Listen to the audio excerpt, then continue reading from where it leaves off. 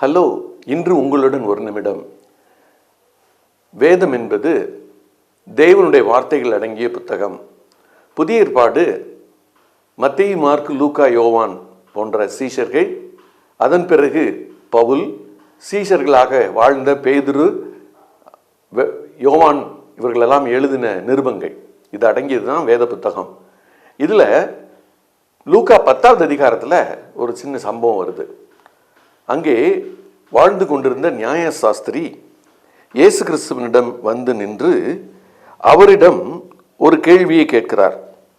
போதகரே, நித்திய ஜீவனை தரித்து கொள்ளும்படிக்கு நான் என்ன செய்ய வேண்டும்? அதற்கு அவர், நியாயப்பிரமாணம் என்ன சொல்கிறது, நீ வாசித்திருக்கிறது என்ன என்று கேட்கிறார். பதில் கரெக்டாக சொல்றார். உன் தேவனாகிய கர்த்தரை முழு இருதயத்தோடும், முழு ஆத்மாவோடும், முழு சிந்தையோடும், முழு மனதோடும் நீ நேசிக்க வேண்டும் என்று. இந்த வார்த்தை உங்களுக்கும் எனக்கும் சொல்லப்பட்ட வார்த்தை. இயேசு கிறிஸ்துவை நாம் சாதாரணமாய் நேசிக்க அழைக்கப்படவில்லை.